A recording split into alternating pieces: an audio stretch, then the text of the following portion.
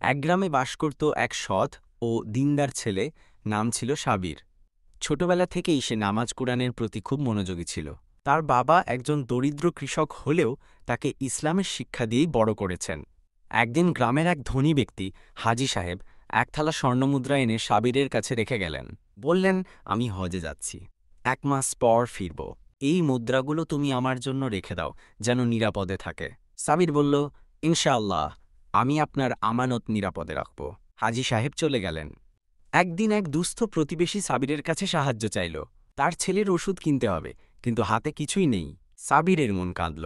সে ভাবল, হায়, যদি পারতাম সাহায্য করতে, কিন্তু এই স্বর্ণমুদ্রাগুলো তো আমানত, এটা তো আমার নয়। যদি আমি এখান থেকে একটা মুদ্রা নিই, এটা তো খেয়ানত হবে। সে আল্লাহর ভয় করেই কোনো মুদ্রা স্পর্শ করল না, বরং সে নিজের কিছু বই বিক্রি করে প্রতিবেশীকে সাহায্য করল। 1 মাস পর হাজী সাহেব ফিরে এলেন। তার স্বর্ণমুদ্রা গুনে দেখলেন একটিও কমেনি। তিনি খুশি হয়ে বললেন, সাবির, আমি অনেককেই এই আমানত দিতে পারতাম, কিন্তু আল্লাহ আমাকে তোমাকেই বেছে নিতে দিয়েছেন। তুমি সত্যিকারের আমানতদার। এরপর তিনি পুরস্কার স্বরূপ সাবিরকে কিছু স্বর্ণ দিলেন। কিন্তু সাবির বিনয়ের সাথে বলল, আমি শুধু আমার দায়িত্ব পালন করেছি, এটা আমার ঈমানের অংশ। এই গল্পে শিক্ষণীয় বিষয় হল, আমানতের খেয়ানত করা হারাম।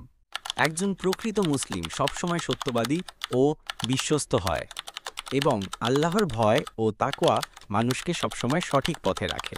গল্পটি কেমন লাগলো?